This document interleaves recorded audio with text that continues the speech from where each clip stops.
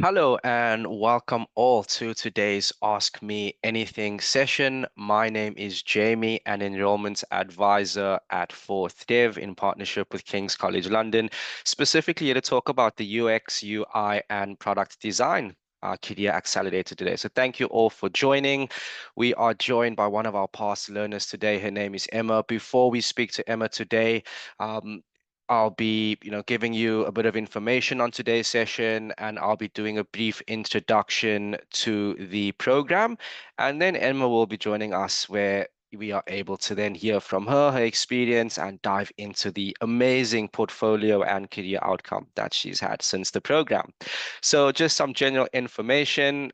The session today is 1 hour. It will be recorded.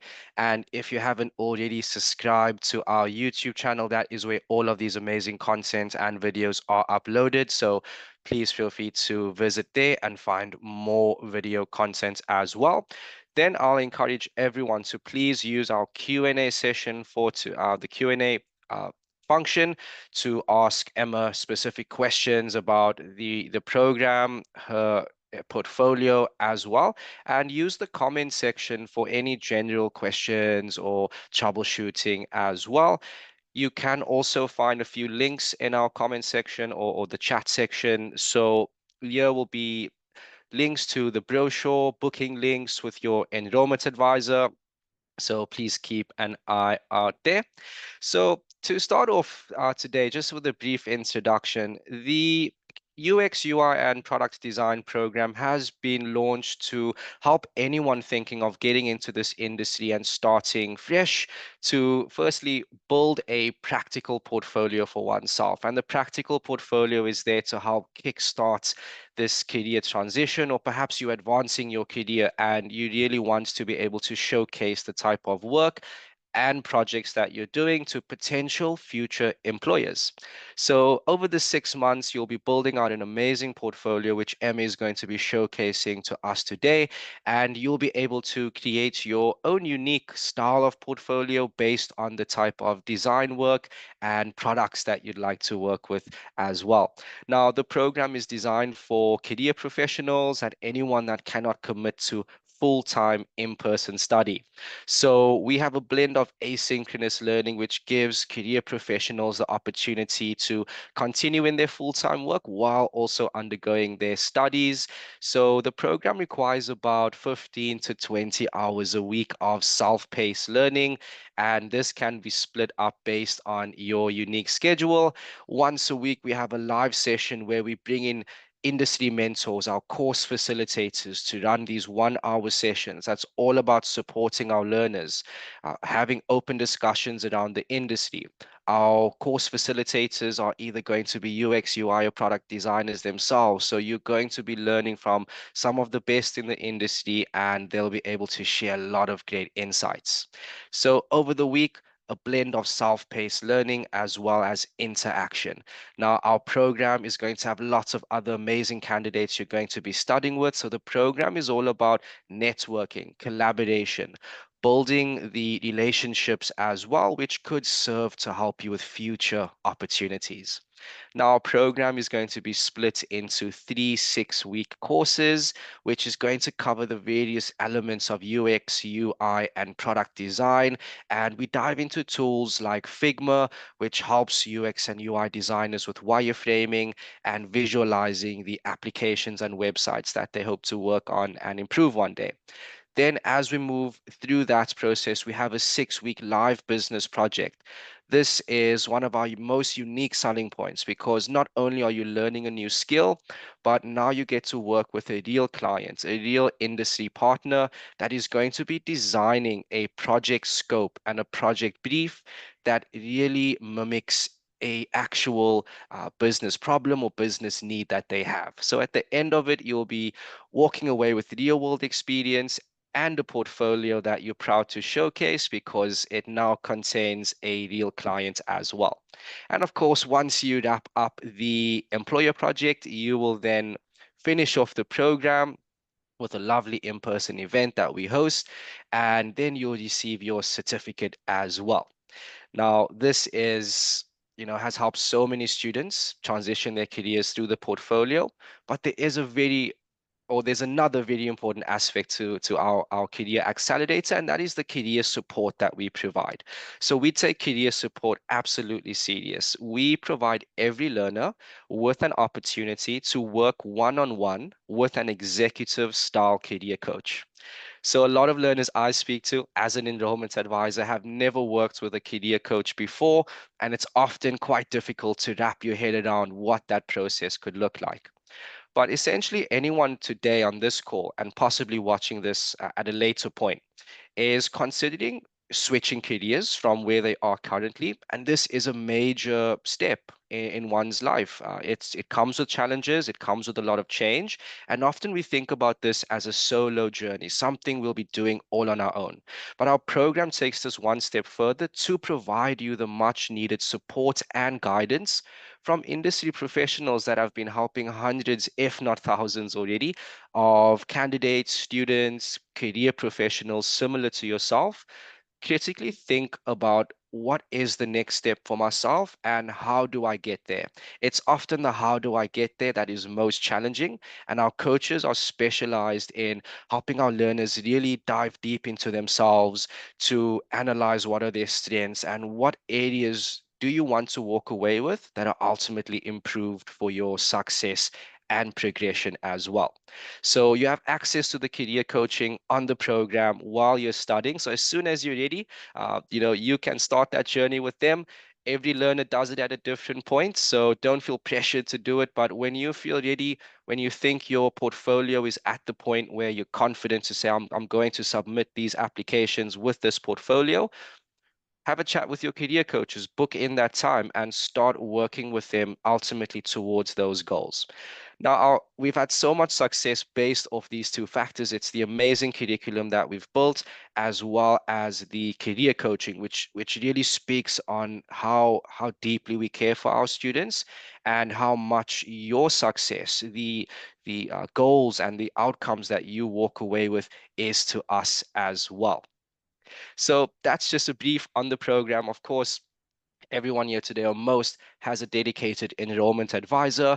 If it's not myself, it's one of my brilliant colleagues. So please book in a time with an enrollment advisor if you have not already, and speak with them, ask them the questions, whether it's delivery questions or content specific. Your enrollment advisor is positioned to answer all of that. Ultimately, we want to make sure, because placements are so limited on our program, we want to make sure that everyone applying is going to qualify, is eligible, but ultimately it is going to be the right fit for those goals that they have in mind. So to give you a brief introduction to our guest today, her name is Emma.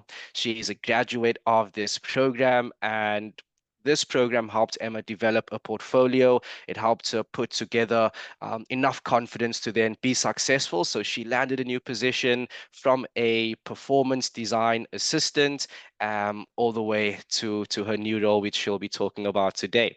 So I'd love to have Emma join us now. And yeah, maybe you can just give us a brief introduction, Emma, for the audience and for future guests as well. Oh, hi. I'm Emma, and I am actually in fashion design. So I studied fashion design in university. And I knew I wasn't limited to fashion. I just love design as a whole.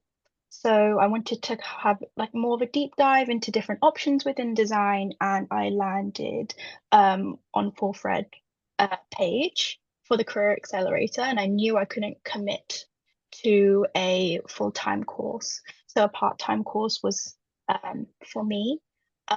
And yeah, so it's been, I think, 6 months. Um, yeah, studying it and then landing a job recently. So it just feels very surreal and very circular right now. Oh, thank you so much.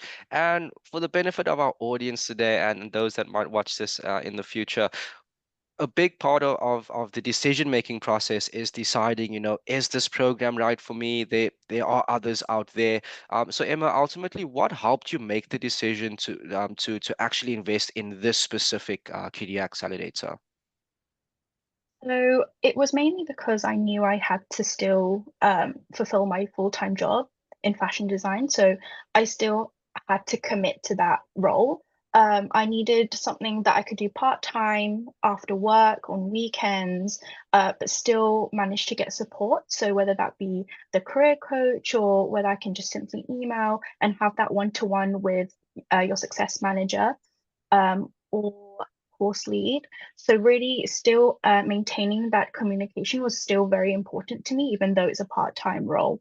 I felt like I didn't need to go into a campus or a school. I needed something that was online. So it just really ticked all the boxes, as well as for collaborating with King's, which is a very prestigious and renowned university as well. It just really made me want to join um, and participate.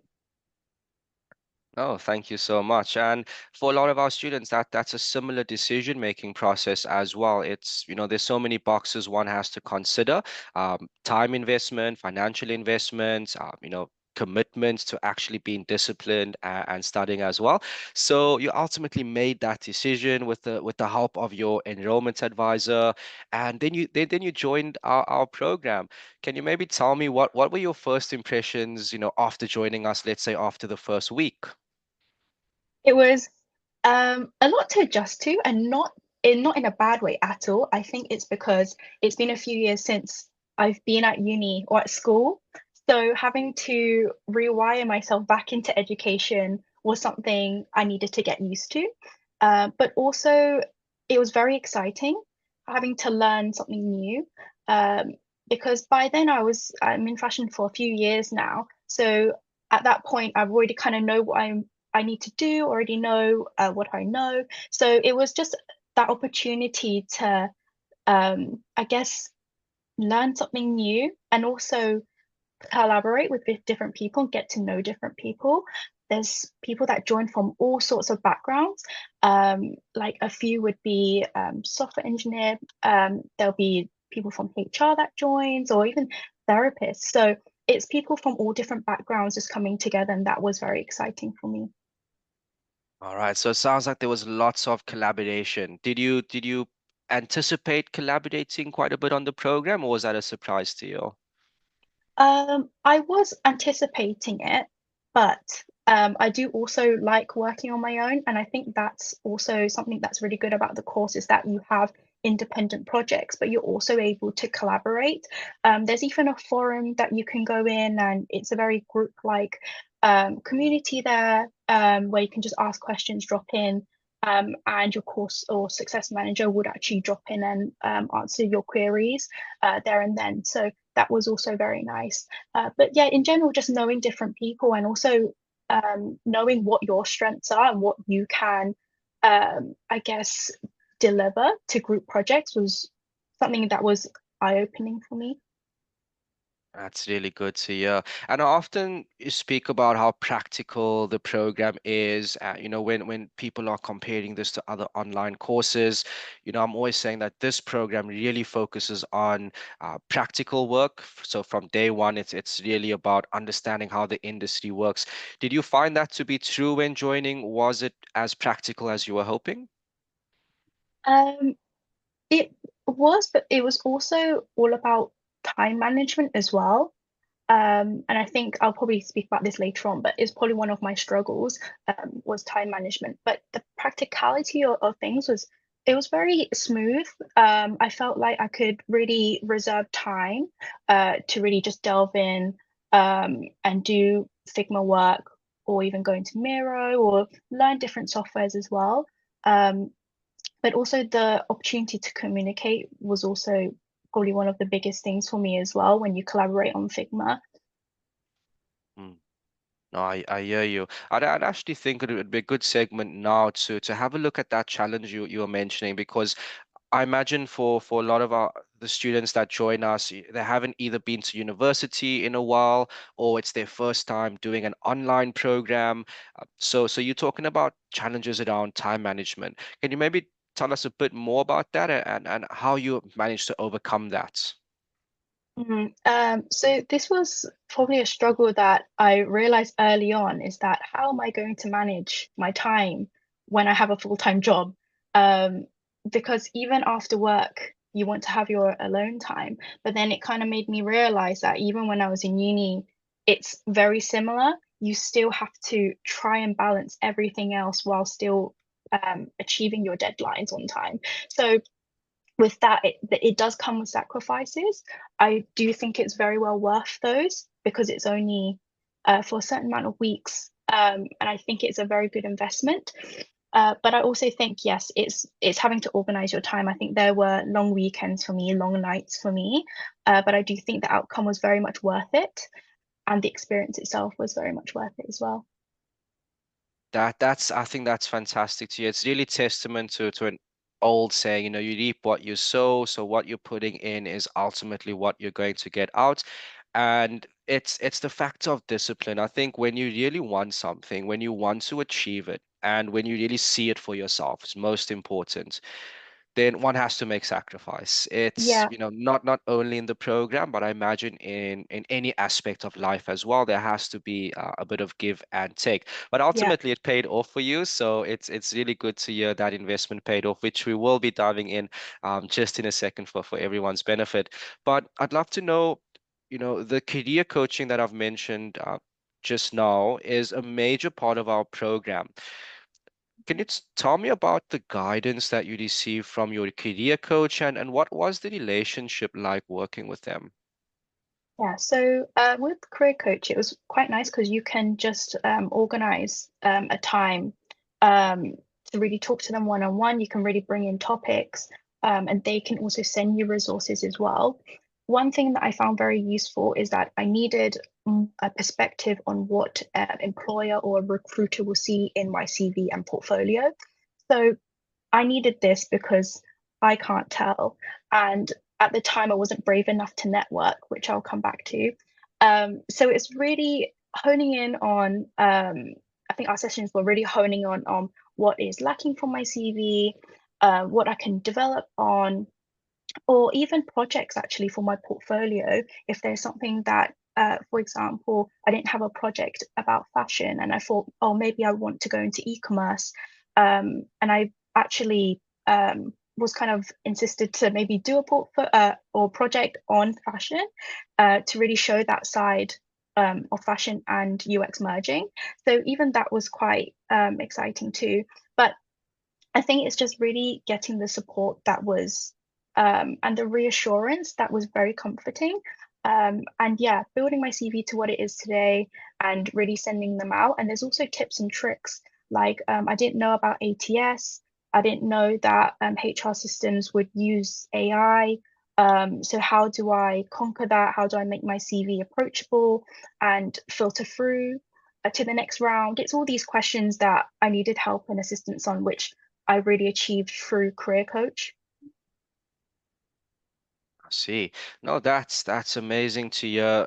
For those in the audience, we have a team of 10 amazing coaches from around the world, all extremely professional and dedicated to our learners and helping them transition into the industry. So it's really a fantastic benefit and value add for anyone.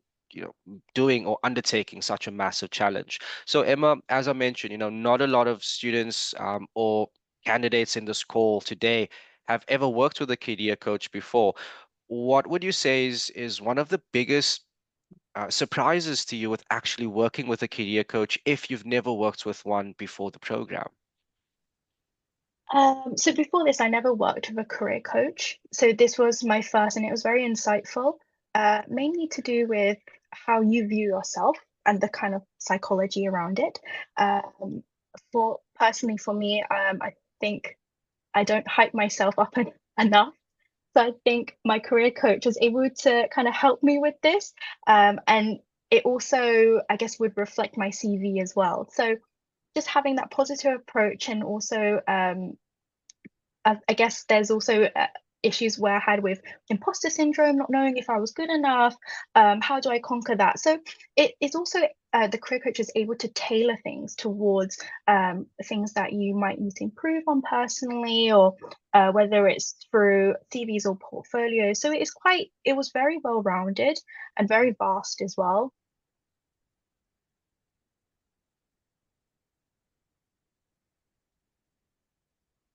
see. All right, sorry, lost you there for a second, Emma. Oh, Uh, sorry.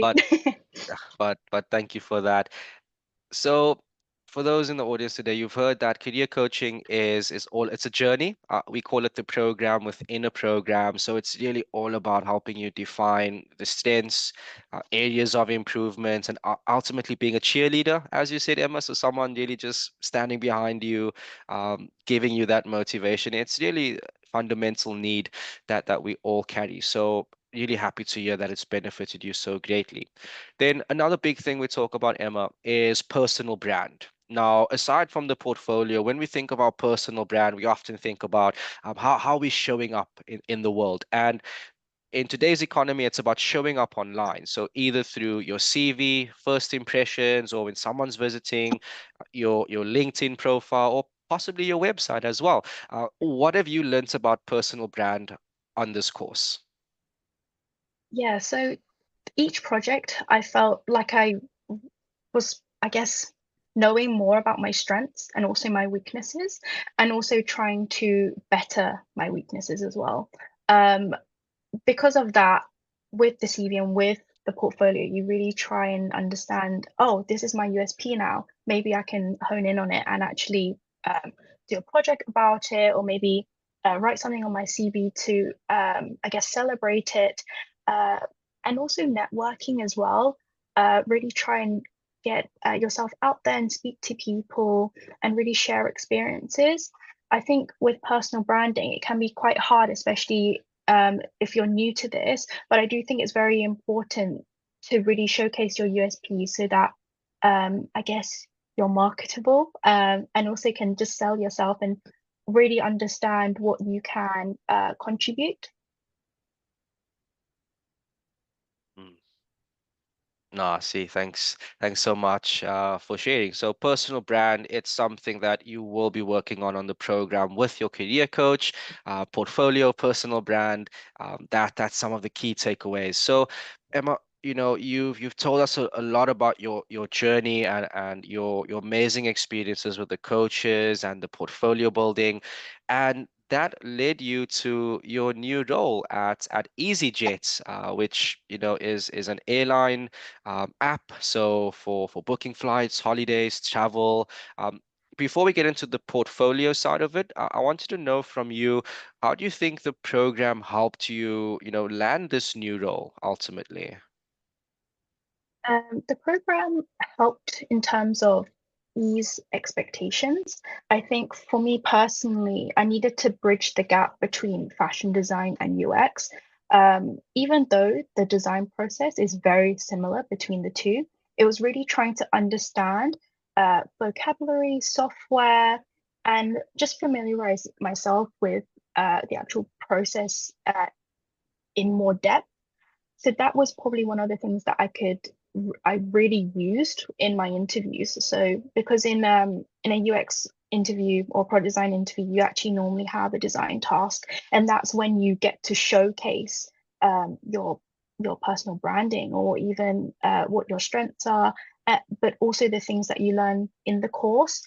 So with that, it's I guess understanding like design principles, or it could be, I guess, showcasing that you can use certain softwares. So that was all the things that I learned through the course that I could carry out into these interviews and eventually use them in my career now. That's so good to hear. And often something I'm always telling students to think about is the interview process. So, put yourself in the shoes of a hiring manager, and, perhaps conduct a self-interview, or get somebody to run through one of those interviews with you. And it's really about the stories you're telling. So, if you don't have a portfolio, one of the most common questions that you might get is, tell us about the work that you've did, give us examples. And if you don't have this prepared, you've potentially lost an opportunity because you didn't set yourself up in the correct way, which again is what the career coaching is all about. It's making sure that, if you're going to do it, it's going to be done right, and you are going to put, your best foot forward is what it's all about. Thank you for sharing, Emma. Now, lastly, before we jump into your portfolio, I'd like to know from you, and I'm sure everyone else as well, what advice would you give anyone today or potentially watching this at a later stage? What advice would you give for them considering joining this program? So I have two words of advice. So the first one is to be kind to yourself, and acknowledge that it's okay to feel anxious or nervous, especially when it's something that is new, maybe new to you. It's always going to be unknown until you try. So really making that first step to try is already a good thing. And then my second thing is to ask yourself what your goal is. So what do you want to achieve from the program? And if it's something specific like gaining a certain skill or transitioning into a UX or product design role, knowing your objectives will really help actually motivate you and stay focused in the long run throughout the course. So because that helped me a lot, visualizing success really helped. I see. So as you heard it, it's about being kind to yourself. So, acknowledging that something needs to be done, but not putting too much pressure on it, but, taking the first step. Every journey starts with the first step. So, being kind and then also sounds like just being able to visualize that for yourself, be committed, be disciplined, see the vision, and then understand there's lots of hard work that needs to go in, but you're not the first. And, Emma is here today as testament that hard work and sacrifice always, always pays off. Thank you, Emma. So let's jump into it. I'm excited today to hear about your portfolio. So I'll let you take it away. Tell us about this portfolio, how you came to build it, and yeah, I'll be sitting back enjoying it as well. Yes. So this is my portfolio, and I actually used a website builder called ReadyMag. I felt like the design, I could really alter the designs a lot more than other website builders. So that's just a little tip. Um, but in terms of the content, for me, it was showcasing the projects that I learned or built in the course, but also expanding upon that and taking initiative to create maybe projects I did my yeah making projects I did for myself, but also I have one with EasyJet that was actually my design project when I had an interview with them initially. So it was just finding a place to just showcase all of this in a nice way. If you sorry Sam, if you could go into Habit Hero. So Habit Hero was one of the first projects I did on the course. Um, and it's it was about a well-being app and how to track your activity. So with that, it came with its challenges and it also came with its key objectives. Um, the challenges were to really incentivize healthy behaviors, um, and also understanding how this would differentiate between other tracking apps because there's is a very competitive market, but also knowing the key objectives. So really understanding what it means for your client or for the company, and so on and so forth. And then you identify your solution.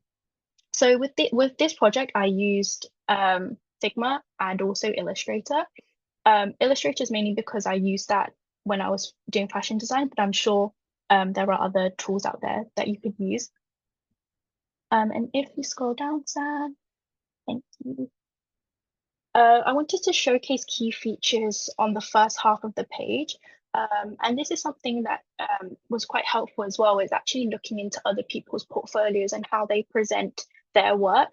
Some are quite long, some are quite brief. So it's really trying, for me, it was really beneficial to find a balance in that. So really showcasing what I wanted to show in the first half of my portfolio, just because during career coach sessions, we found out that not many recruiters would scroll down to the very bottom to find your final outcome. So, trying to kind of showcase at the start helped.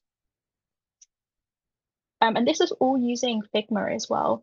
And I didn't know how to use it to begin with. So I think that I guess, a testament that you can really start a new software and still deliver quite good outcomes as well, even through the first few months. Yeah, and then you could probably scroll to the near the bottom. So this is all the research that I did. You end up doing a lot of competitive research, seeing what there is on the market, and also design systems. There's a good balance as well between psychology and also design. So in terms of research, you really have to tap into the user needs and also how they view different apps as well. And identifying the advantages and also the disadvantages of certain apps and building upon that into your design. Yep, scroll down. And then to the, I think to the bottom, near the bottom. Yeah, so this is the final outcome. There was a loading page, introductory quiz, and then it follows through to homepage activity and schedule. So this was all done within the time frame of the first project. So yes, it was all about time management, late night sometimes. But I'm very proud of this actually for first project, just because I really didn't know how to use Figma. And I also was quite new to research methodologies as well, and really channeling what the future user, how they would view it and how they would use it. If we go to the next project. So the last project was a live project with Creative Navy, who are a design agency who received a project from a clinic who wanted to refresh their healthcare booking system. They didn't really have one per se, they only had a foundation. So with that, it allowed me to have that freedom to really experiment and explore and showcase what my personal branding would be if I were to take on a product like this. So same as the other project, you have challenges, you also have your key objectives. And then if you scroll down, yeah, and then this my solutions, as well as following down to the design process. Um, Notice that this one is using an Android phone. I wanted to showcase to my future employers that I wasn't really tied down to one sort of device. I wanted to kind of showcase I can do phones, Android, whether it's Android or Apple, or and different devices like laptops as well, and also tablets. So just diversifying your portfolio in this way also showcases your strengths. Um, yeah, and then if we go down to the final part, so there's a lot of statistics here and a lot of data that fall more towards the psychology side, as well as user needs and their objectives as well. Through this, you actually really understand your consumer a lot more. Sorry, not consumer, your target audience a lot more. And this is through whether it be through surveys, whether it be through observation, or just doing mini tests here and there. You gauge a good sense or a better sense of what you need to, I guess, solve your problem. So this is just showcasing some data that was pulled, and then identifying your pain points. So identifying what your three key points are that you want to adjust or want to correct, and then showcasing the solution to those three pain points. And then also showing the metrics. So how would you measure your success? How do you know when you've reached the level of success that you want to with your app or with your booking system? And also identifying the user flow.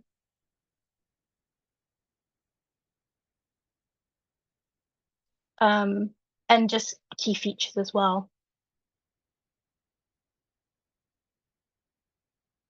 Yeah. So yeah, this was about it. And this was also done within the yeah, within the project time as well.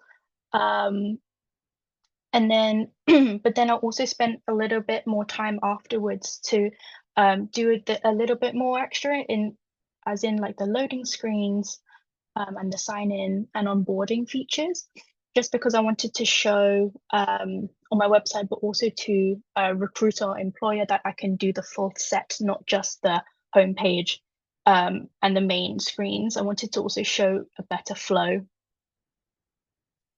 So yes, this is my portfolio. Um, there should be more, but yeah. Wow. Firstly, Emma, just I think on behalf of the entire fourth Div team, we are all blown away. I know we've had a chance to have a look at the portfolio a bit earlier on than today. But just to bring that message from the team to you on the session, just thank you. I think this is so amazing. You've done an absolutely phenomenal job. I'm blown away. I'm captivated by it. I think, this is testament to what it's all about. It's about building something. It's about walking away with something real as well. So congrats, well done. I think this is really superb. So some questions, as you might have guessed, lots of the audience is also quite excited that you shared this, and they do have some questions as well. So I'll get into them now with you. One of question that really stood out to me was how ready did you feel, just after 6 months in the program? For some that doesn't seem like a long time, so they want to know after 6 months, how prepared did you actually feel? Yeah, so actually, after 6 months, I didn't know what I wanted to do within UX because there's a lot of categories. You can either go to e-commerce, or you can go into finance, and there was just a lot of categories that I was trying to consider. One of my strengths would be e-commerce since I do come from a fashion background. But after networking with people online who are in that role already, and knowing a bit more about the role, I found out that I shouldn't be limited to doing e-commerce.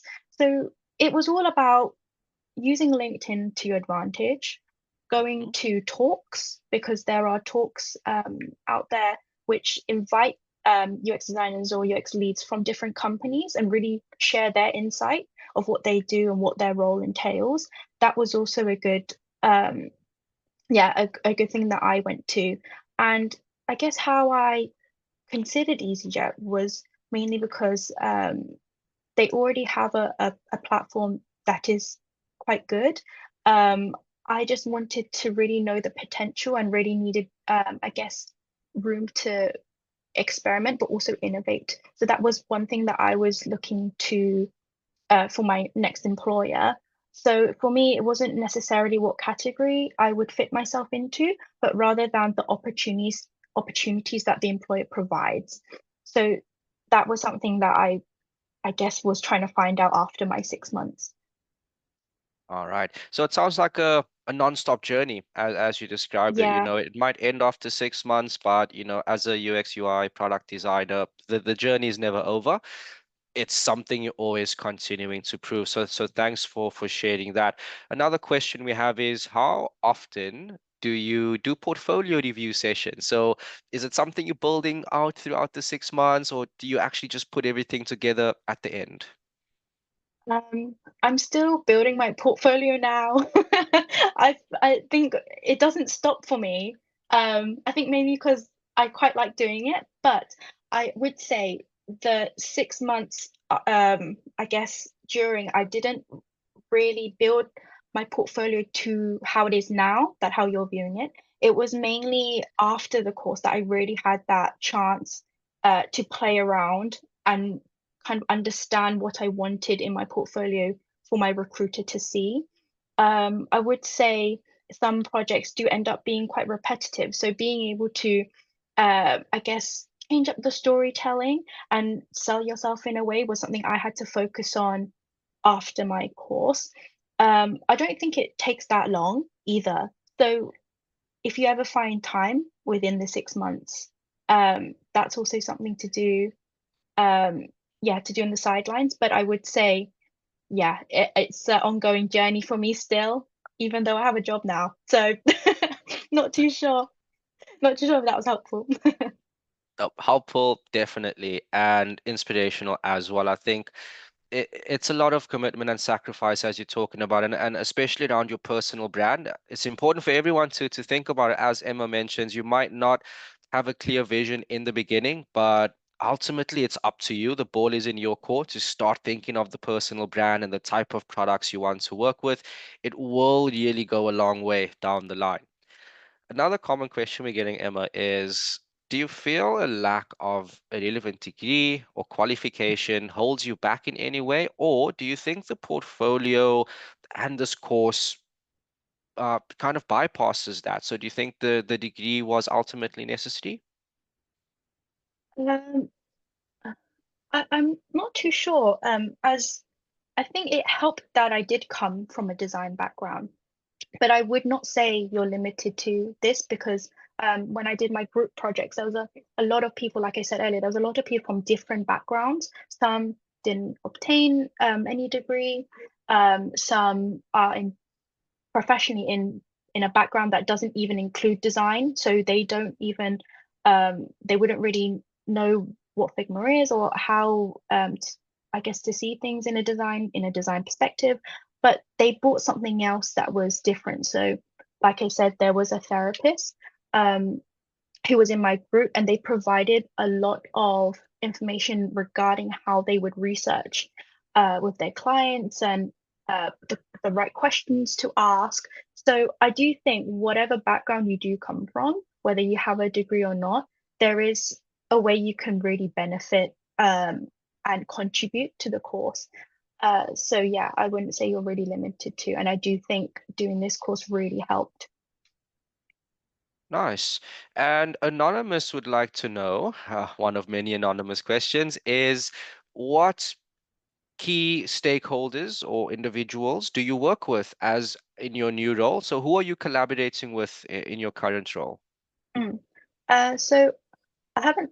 I start my role next week, but Okay. during my during my project, because I had a project before, it was mainly collaborating with the UX team. So I have a team. So actually understanding the lingo or the language that you use in UX was very important to communicate my designs, and also justify my designs to a UX, or even expanding upon that when you're working with developers and also project managers.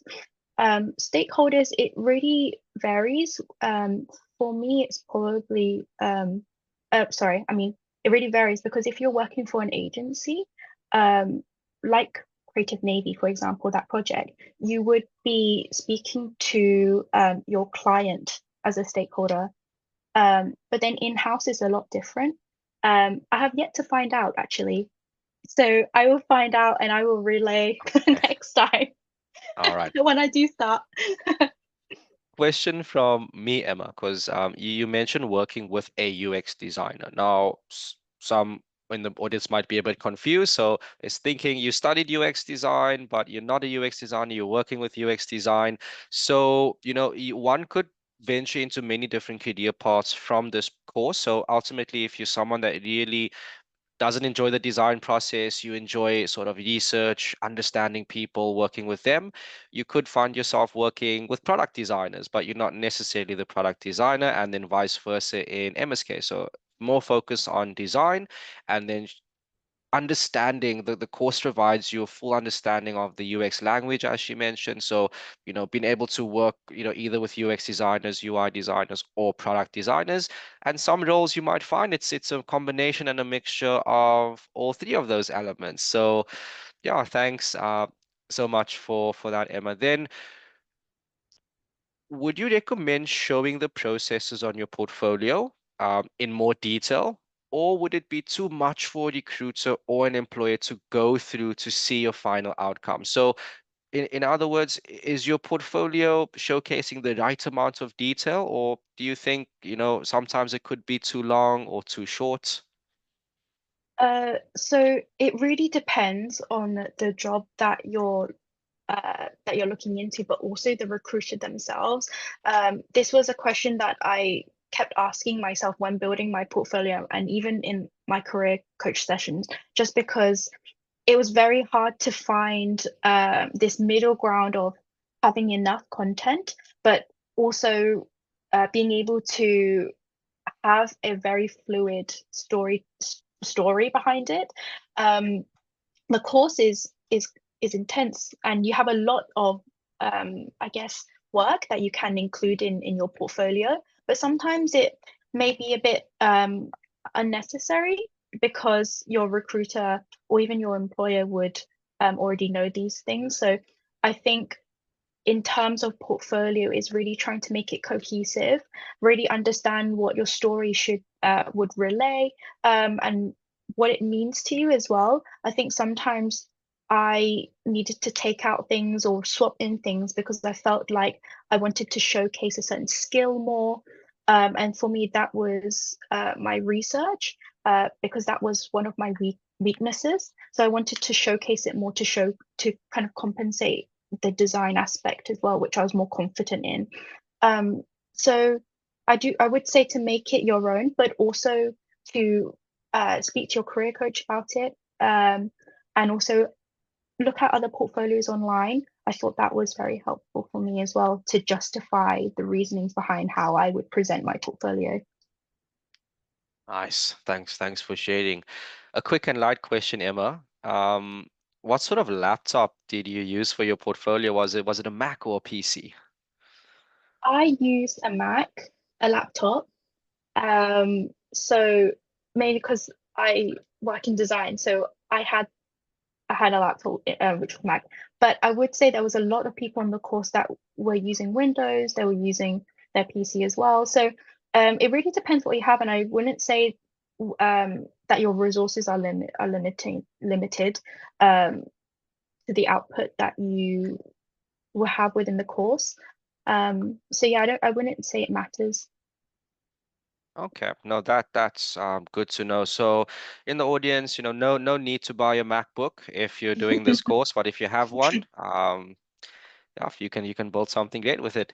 Then, good question from Kastudi. Thank you. Are there any strategies you use to manage networking and building relationships with mentors, peers, and industry professionals? As an introverted person, Kasturi says, I find the concept of this quite daunting. Is this something you experienced as well? Do you feel this is a good career path for introverted personalities? And you spoke about that as well with the imposter syndrome as well. Mm, yes. So, as an introverted person myself, uh, yeah, I would say that yes, it initially is quite daunting. And this was something that I also brought up to my success manager and to my career coach was that I don't know how to approach people. How do I network? What do I want out of networking? Um, just because it does take a lot of energy if you're someone who's not used to, I guess, talking to other people, or strangers. So for me, it was taking that leap, knowing that it was beneficial either way, and not being afraid. I do think it is daunting, but once you do it, it's okay. And also, when you get, for example, I would send out loads of messages on LinkedIn. Some wouldn't reply, some would say that they didn't really have time, and that's okay. Then you just move on to your next task, which is to network with other people. I do also feel like going to talks makes it less daunting because afterwards you would have all these other people going up to the speakers to talk to them. I think when you see other people doing it, it might bring that courage out of you to do it yourself and really try to network. Also, everyone's so nice when you go to these talks, so don't feel afraid, and don't limit yourself. All right. Sounds like oftentimes we can stand in our own way. I'm speaking from experience, just stepping into a new environment is always challenging and big voice inside of our head. Everyone's tone of voice is slightly different, but it can really, you know, take opportunities away. So the program is really built around helping you unlock your full potential. And in Emma's case, it was with the career coach is really stepping out of a comfort zone and diving in head first into the deep end and taking on that risk, but for the reward as well, of course. Then another question we have is, so of the 4 or 5 projects that we're doing on the program, did any one of them specifically change the way you approach your design work? Um, I think the last project, so the industry project, it felt very real just because it's a group project, which wasn't the case for the last two. And in a group project, you're collaborating with all sorts of people, and with that, it also brings all sorts of different opinions as well. So I guess the challenge that I faced was having to really justify certain decisions and why it may overrule other opinions. But also, that being said, the ability to listen and also show that empathetic side towards, I guess, decision making and also ideation, as well as research when you're interviewing other people. That really was the peak for me, that I didn't get to, I guess, experience so much in the last two, just because it was quite independent. um I'm not someone to really enjoy group projects so much, but I felt like because I was in such a good team, and everyone had different strengths, it really allowed me to observe what other people are doing that really worked, that I should be taking on myself. It was a massive learning curve for me, and it really changed my perspective on group projects. But I would say that yeah, I learned so much just by knowing what other people did, and also being out there as well. I think as an introvert, it's really hard to contribute to group projects. I found it quite daunting. So it was very nice to be in that environment.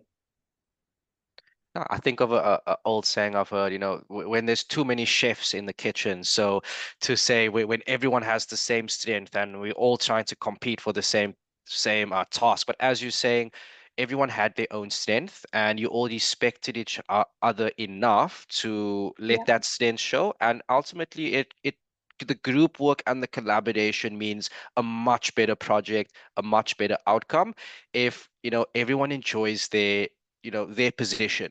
And we don't always have to want to be the leader, and if you're not comfortable with that, as Emma's saying, it might be more beneficial to sit back and observe and learn. So everyone has their place. So again, just speaking on the imposter syndrome and feeling a bit introverted, it could be a strength. It could be a chance to listen more, but ultimately that is what you work on through the program. Just wrapping up with a few more questions. So I think last one, I'll get into a bit more of these after the call. Um, but I think one of the last questions I'd love to know is just so someone wants to know about freelancing. I think this is an important question because we talk quite a bit about this on the enrollment calls. But there's a few different avenues you could go for freelancing, contracting, full-time work. Specifically around freelancing because you have a bit of experience. Is it something you've enjoyed? Do you enjoy not being tied down full-time? And do you think freelancing could be a beneficial way for future opportunities?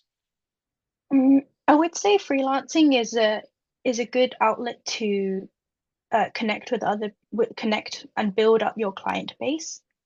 I would say it is hard if you are like me and are quite introverted. You do have to, I guess, be willing to network with other people and really showcase your work and not be afraid and be quite proud of what you do. That approach will get you very far for freelancing. Um, for me, wanting to go in-house was more of a option just because I wanted to really be in a company where I could really see the process fully and then really collaborate with other team members. Because with freelancing, for me, it may have seemed a bit lonely at times, or I needed someone to kind of bounce off creative ideas with. And I guess sometimes that is something that I guess, take on if you are freelancing. But if that doesn't matter to you, then and you want that freedom, that is for sure something you should be doing. Um, but yes, there's definitely loads of forums that actually have freelancers or even UX designers who are freelancers that you can actually network with, um, or even on LinkedIn as well. So definitely make use of these resources. But yeah, yeah, I think freelancing is very nice to have that freedom for sure. Nice. Yeah, glad to hear it. And sorry we didn't get through all questions, but please again, as a reminder, book a time with your enrollment advisors. Your enrollment advisor is more than capable of getting through any of these questions. I'd like to thank Emma on behalf of the Fourth Rev team and everyone in attendance today and those that are going to be watching later on. Thank you for your time. And we hope all the best for your future portfolio work and all the best with your new role starting next week. We can't wait to watch the journey as well. Please stick around, everyone. As we say goodbye to Emma, I'll be going through a few more of the delivery questions just to get through it before the hour ends. So, question is, our next intake is on the 21st of October. Then, if you're not able to join us for our October session, our next likely confirmed date is going to be next year. So don't worry, this isn't the final and the last.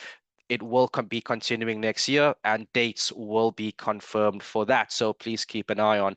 Now, another question around time. How much time am I going to be spending a week? So the average time guideline for the average students, again, just the guideline is 15 to 20 hours a week. Please note this cannot be compounded, so you can't miss out, 15 and 20 hours this week and do 40 next week.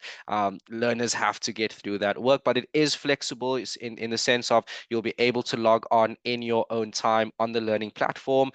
Some of you may be working full time during the day, then your evenings are going to be the best time for you to put in, or the weekends, and vice versa. If you're working in the evenings, try and schedule some time in the morning and the afternoons. Amount of people on our course at the moment, very limited spacing, about 25 seats available for October, and it's likely going to be around that. So we keep it small so that as you know, a lot of those might come in with imposter syndrome.